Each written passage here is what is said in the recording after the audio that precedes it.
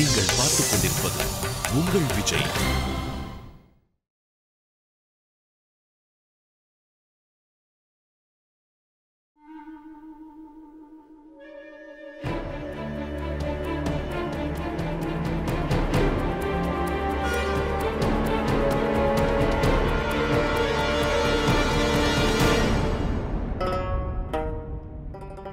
நான் ஒரு உண்மையை சொல்லட்டுமா மீனாட்சி? உன்னோட புத்திசாலித்தனத்தை நான் எவ்வளவு பாராட்டினாலும் அது கம்மின்னு தான் நான் சொல்லுவேன். என் கூட இன்னும் 4 பேர் மாட்ட போறாங்க. நீ என்ன பண்ணாலும் சரி, அந்த வளையல ஆதாரமா வச்சு நான் தான் அதை பண்ணேன்னு நீ கண்டே பிடிக்க முடியாது.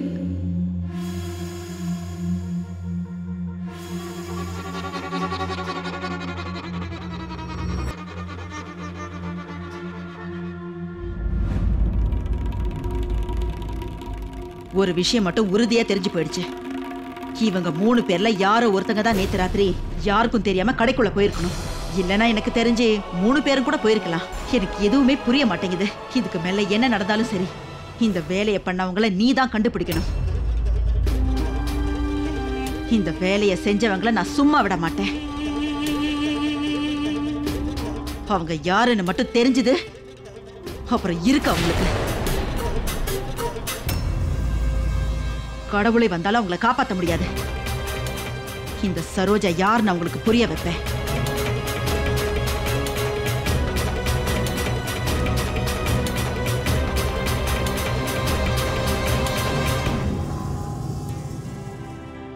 கடவுளுக்கு தான் நன்றி சொல்லணும். சூர்யாண்ணா,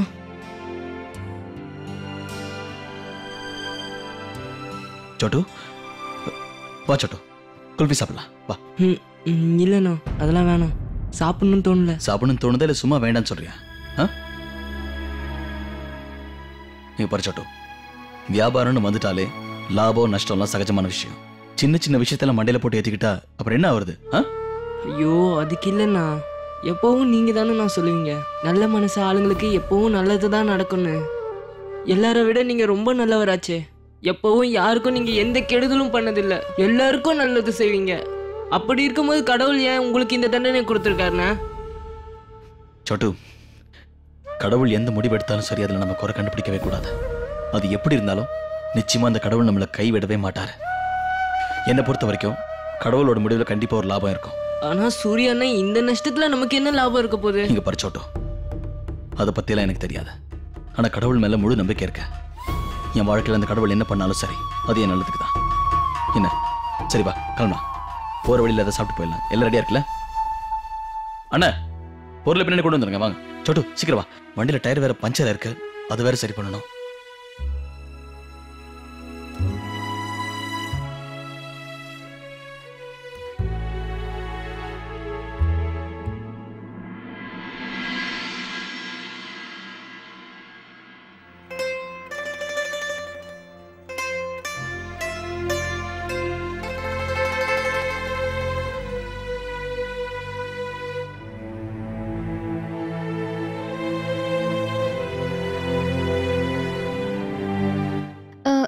சந்தியாக்கா,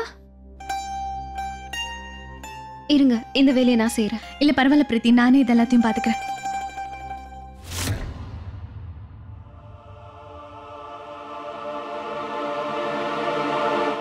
சந்தியாக்கா, நீங்க இந்த ப்ராடக்ட் ஆர்டர் பண்ணிருக்கீங்களா என்ன? இல்ல, இது ரொம்ப நல்ல ப்ராடக்ட். அப்புறம் ஆமா, நேத்து இந்த ப்ராடக்ட்டுக்கு டெலிகாலர் ஆஃபர்லாம் கூட கொடுத்திருந்தாங்க.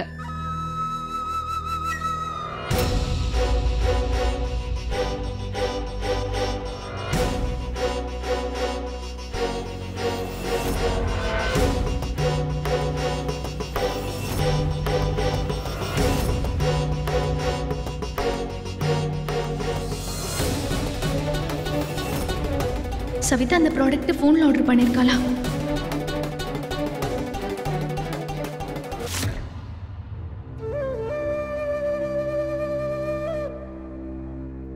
அம்மா, எனக்கு 500 ரூபாய் கொடுங்க. 500 ரூபாய்க்கு இப்ப என்ன அவசியம் வந்தது? எனக்கு போன் ரீசார்ஜ் பண்ணிக்கணும். அது நேத்து காலையில இருந்தே போன்ல காசே இல்ல.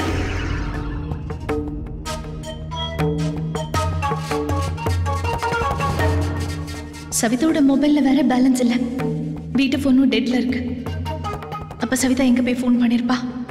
ஒருவேளை அவரோட கடைக்கு போய் ஃபோன் பண்ணிருப்பாளா?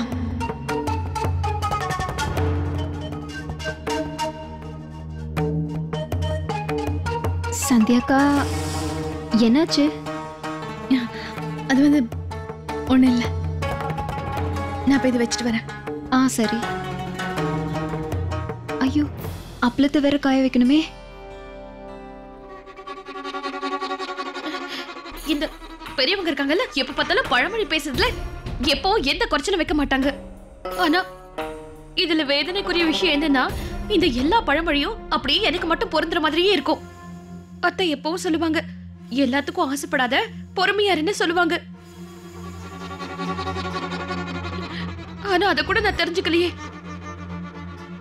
அவரோட அண்ணன் கடைக்கு போய் இவ்வளவு ஸ்வீட் பாக்ஸ் எடுத்துட்டு வந்துட்டேன். ஆனா இந்த டப்பாவால எனக்கு பிரச்சனை வந்துருமோன்னு ரொம்ப பயமா இருக்கே. ஏதாவது இடம் கிடைச்சதுன்னா இந்த டப்பா எல்லாத்தையும் ஒளிச்சு வச்சிருவேன். ஆனா இந்த சந்தியா கற்காங்கள எதை எங்க ஒளிச்சு வச்சாலும் அப்படியே மோப்பம் பிடிச்சு கரெக்டா கண்டுபிடிச்சிருவாங்க. அப்படி மோப்பம் பிடிக்கிறவங்க கிட்ட நான் எப்படி மறைச்சு வைக்க முடியும்? இது என்ன பண்றது? மண்ணெண்ண ஊத்தி எல்லா டப்பாவையும் எரிச்சிட்டா எப்படி இருக்கும்? இல்ல இல்ல, இது எல்லாத்தையும் எரிச்சா கூட பிரயோஜனம் இருக்காது. அந்த சந்தியாக்கா இருக்காங்கல்ல, அந்த சாம்பலை வச்சு கூட நம்ம மேல பழிய போட்டுருவாங்க. அவங்க இதே மாதிரி நான் புடவை டப்பாவை எரிச்சப்போ அங்க சிந்தி இருந்த அந்த சாம்பல் எல்லாத்தையும் எடுத்து வச்சு நான் தான் தப்பு பண்ணேங்கிறத அவங்க நிரூபிச்சாங்கல்ல. இல்ல இல்ல, திரும்பவும் நான் அப்படி ஒரு தப்பு பண்ண மாட்டேன். நான் ஏன் அந்த ரிஸ்க் எடுக்கணும்? இப்ப நான் வேற என்னதான் பண்ணுவேன்? என்ன பண்ணா இதுல இருந்து தப்பிக்கலான்னு எனக்கு ஒண்ணும் புரிய மாட்டேங்குதே. ஆண்டவா, எனக்கு உதவி பண்ண. நான் தேவையில்லாம பிரச்சனையில மாட்டிட்டு இருக்கேன்.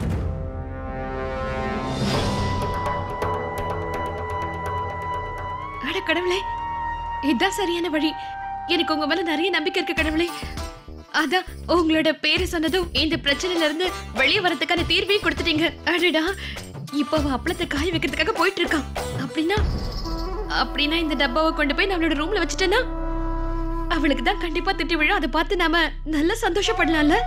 ஆனா நான் மட்டும் இந்த பிரச்சனையில இருந்து முழுசா வெளியே வந்துடலாம்ல. அத்தையும் என்ன பாராட்டுவாங்க. நல்ல யோசனை மீனாட்சி.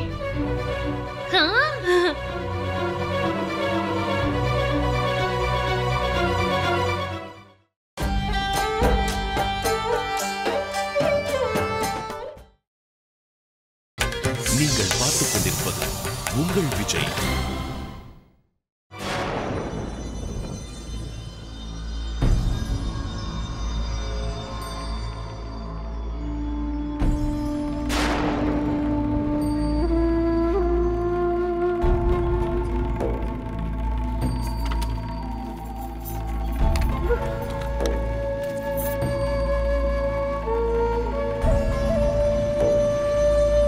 Hello, telephone எக்ஸ்சேஞ்சா?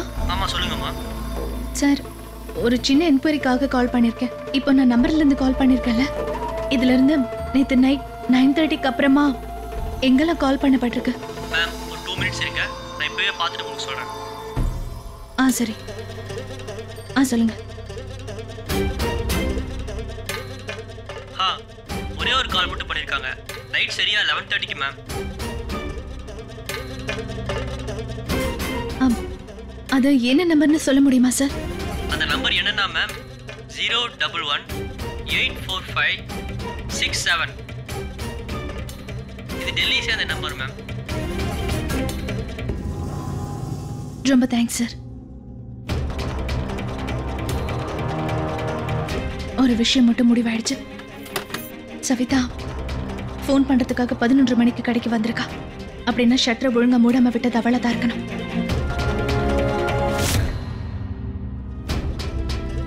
இந்த போலீஸ்காரம்மா ஏன் இன்னும் வரலன்னு புரிய மாட்டேங்குதே.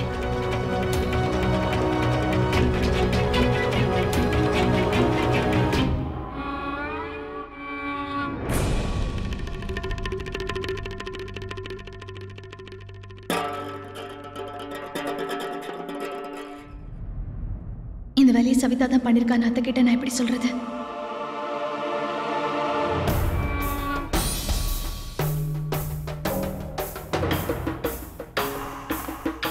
அத்தரும் பக்கம் தானே பாக்குறாங்க இவங்க. அப்படின்னா நான் நினைச்சபடிதான் எல்லாமே நடக்க போகுதுன்னு தோணுது.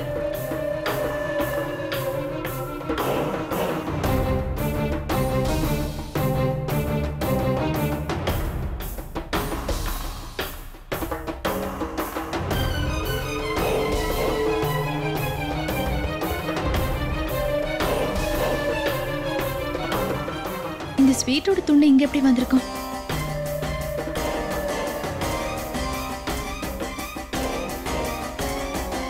சந்தியாக்கா சீக்கிரம் மேல போய் பிரீத்தியை மாட்டி விட்டு என்ன காப்பாத்துங்க.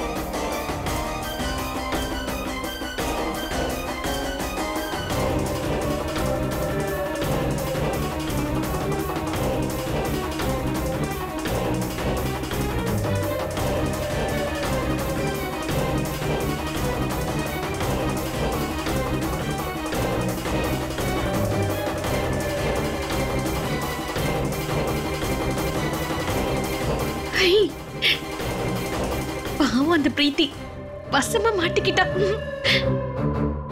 நான் ஆளை காட்டி கொடுத்துட்டேன். இதுக்கப்புறம் நடக்க போறது அவங்க பாத்துக்குவாங்க. இப்ப மேல போய் என்ன நடக்குதுன்னு பார்க்கணும்.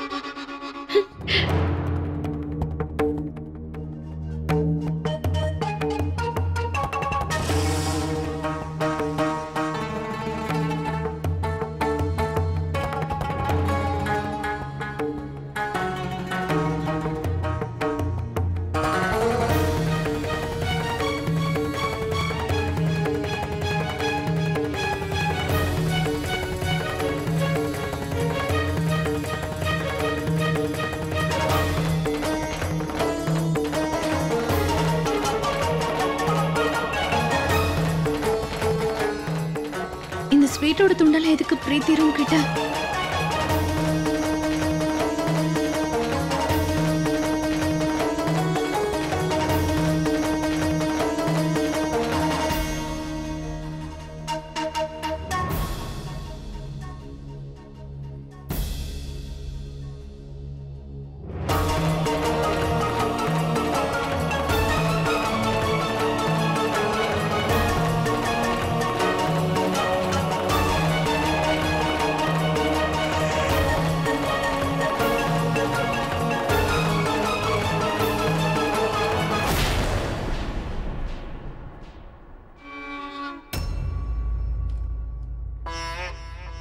இந்த இடத்துல எறும்பு இருக்கு. பிரீத்தியோட ரூம்ல எப்படி இது வந்திருக்கும்? ஸ்வீட்டா?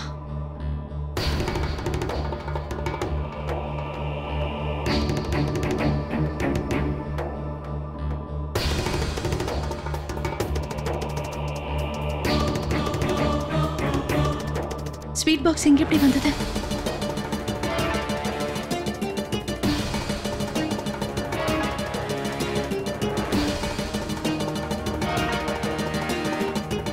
மூணு கலரா இருக்கிற அந்த ஸ்வீட் அவர் டிஎஸ்பியோட ஆர்டருக்காக தானே செஞ்சிருந்தாரு.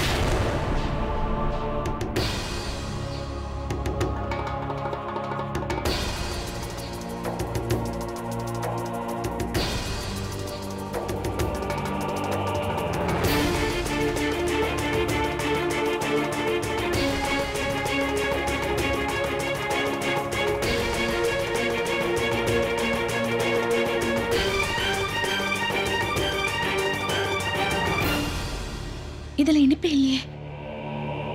இன்னைக்கு நீங்க கடையில இருந்து வரதுக்கு ஏன் இவ்வளவு நேரம் ஆயிடுச்சு? அது வந்து டிஎஸ்பி சார் இருக்கார்ல, உங்களுக்கு பாராட்டு விழா நடத்தினார்ல, அவர்கிட்ட இருந்து ஒரு ஆர்டர் வந்திருக்கு நமக்கு, ஸ்வீட் ஆர்டர். அந்த வேலை தான் இவ்வளோ நேரம் போயிட்டு இருந்தது. ஸ்வீட்லாம் ரெடி பண்ணிட்டேன். இப்போ சக்கரப்பாக ஊத்துற வேலை மட்டும்தான் பாக்கி. அவரு காலையில கூட அப்படின்னா அவரு காலையில கூட இந்த ஸ்வீட்ல தான் சக்கரை பாகு ஊத்தணும்னு சொல்லியிருந்தாரா? அப்படின்னா அவரோட கடையில இருந்து தான் இந்த ஸ்வீட் இங்க வந்திருக்கணும். டிஎஸ்பி சாருக்காக தயார் பண்ண ஸ்வீட் நிச்சயமா இதுவா தான் இருக்கணும். நைட்டெல்லாம் உட்காந்து தயார் பண்ணாரு. ஆனா பிரீத்தியோட ரூம்க்கு எப்படி இது வந்திருக்கும்? சவிதா மட்டும் இல்லாம பிரீத்தியும் கடைக்கு போயிருக்காளா?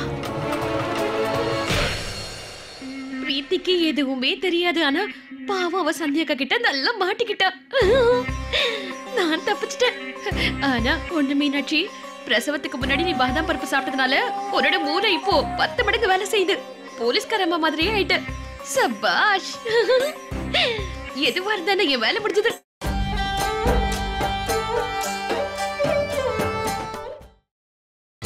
நீங்கள் பார்த்துக் கொண்டிருப்பது உங்கள் விஜய். இல்ல, பிரீத்தி மாதிரி ஒரு பொண்ணு திருட்டுத்தனமா ஸ்வீட் எடுக்கிறதுக்காக கடைக்கு போகிறதுக்கு வாய்ப்பே கிடையாது. அதுக்கு வாய்ப்பே இருக்காதுன்னு எனக்கு தோணுது.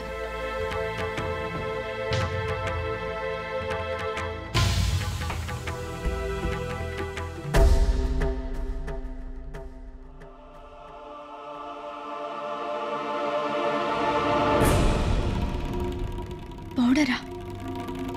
இது குழந்தைங்க போடுற பவுடராச்சே. அப்படின்னா மீனாட்சி பையன் அந்த குழந்தையோட பவுடர் பிரீத்தியோட ரூம்க்கு எப்படி வந்திருக்கும்? ஐயோ, என்ன பண்றீங்க நீங்க? இல்ல நான் என்ன சொல்றேன், நானே எடுத்து கொடுக்குறேன். பரவாயில்ல, நான் எடுக்கிறேன். இல்ல பரவாயில்ல, நான் எடுத்து கொடுக்குறேன். என்ன மீனாட்சி, அவனுக்கு நான் பெரியம்மா இல்ல, இது கூட பண்ணக்கூடாதா? ஏன் அந்த கூடைக்குள்ள தங்கத்தை ஒளிச்சு வச்சிருக்கே என்ன? இல்ல ஒண்ணும் இல்ல, அது நானே எடுத்து கொடுக்குறேனே, நானே எடுத்து கொடுக்குறேன்.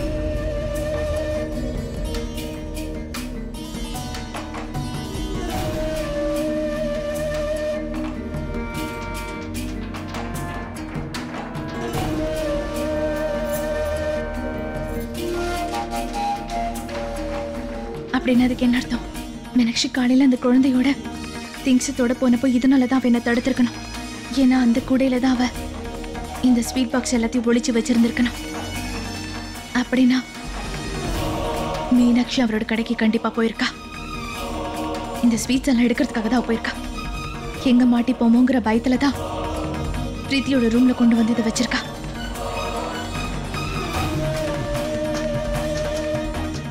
அப்படின்னா அதுக்கு அர்த்தம் சவிதா கடைக்கு போயிருக்கா ஃபோன் பண்றதுக்காக. மீனாட்சி அவரோட கடைக்கு போயிருக்கா இந்த ஸ்வீட் பாக்ஸ் எல்லாம் எடுத்துட்டு வரதுக்காக.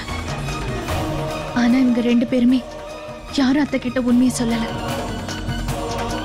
2 பேர்ல கடைசி யார் போனாங்களோ அவங்க தான் நிச்சயமா ஷட்டர் திறந்து விட்டுருக்கணும். அவங்களோட அஜாக்கிரத்தினால தான் இந்த பிரச்சனை. அது யாருன்னு நான் கண்டுபிடிக்கிறேன்.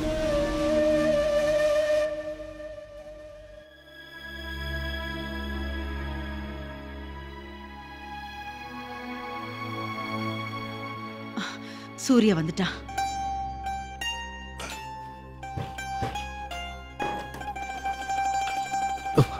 அம்மா, என்னம்மா? நில்லு சூர்யா, நான் எல்லாம் பண்ணிட்டேன். நீ எதுக்கும் கவலைப்படாத. அம்மா, சீக்கிரம் எடுத்துட்டு வா. மார்க்கெட்ல கடை மூடி இருந்ததுமா, அதான் பொருளை வாங்குறதுக்கு நேரம் ஆயிடுச்சு. ஆனா அம்மா, இந்நேரத்துக்கு இந்த ஆர்டர் நம்ம அவங்க கிட்ட கொண்டு போய் கொடுத்துருக்கணும். இப்ப என்ன பண்றது சூர்யா? இல்லம்மா, அது வந்து அவங்க கிட்ட நான் போன்ல பேசிட்டேன். அவங்க இந்த வேலையை முடிக்க 2 மணி நேரம் டைம் கொடுத்துருக்காங்க. அது மட்டும் இல்ல, இத கடைசி வாய்ப்பா. அம்மா, அவங்க வேற ஒரு ஸ்வீட் கடைக்கு போறேன்னு சொன்னாங்க. நான் தான் அதை தடுத்து நிறுத்திட்டேன். அம்மா, 2 மணி நேரத்துல எல்லாம் செஞ்சிடலாம்லம்மா? கண்டிப்பா நம்மளால செய்ய முடியும் சூர்யா. நாங்க எல்லாருமே உனக்கு துணையா இருப்போம்பா. நாம எல்லாருமே சேர்ந்து இந்த வேலையை பண்ணலாம். நீ எதுக்கும் கவலைப்படாத, சரியா? எல்லாரும் வேலையை கொஞ்சம் சீக்கிரமா செய்யுங்க. இதோ வரேன்பா.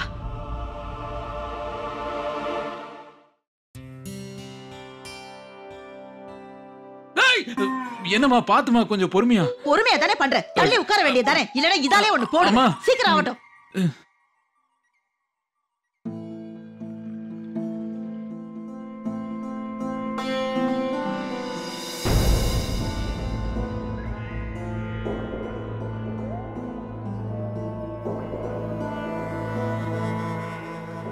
சந்தியா, அந்த ட்ரை ஃப்ரூட்ஸ் கொஞ்சம் எடுத்து கொடுங்க. சரிங்க.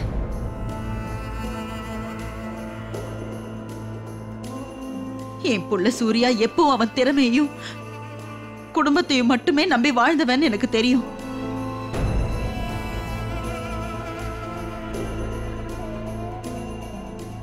ஆனா இன்னைக்கு என் புள்ள ரொம்ப கவலையா இருக்கான்.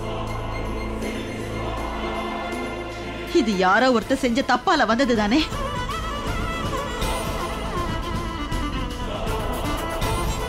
அந்த ஒருத்தரால இன்னைக்கு ஏன் புள்ள கஷ்டப்பட்டுட்டு இருக்கா. இந்த வீட்டோட மரியாதை, மானம் எல்லாமே போச்சு.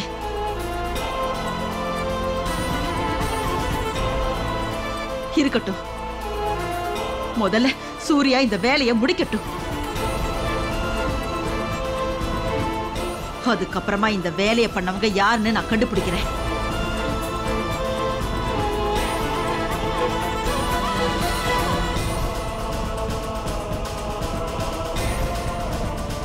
அவங்கள நிச்சயமா நான் விட மாட்டேன். நிச்சயமா விடவே மாட்டேன்.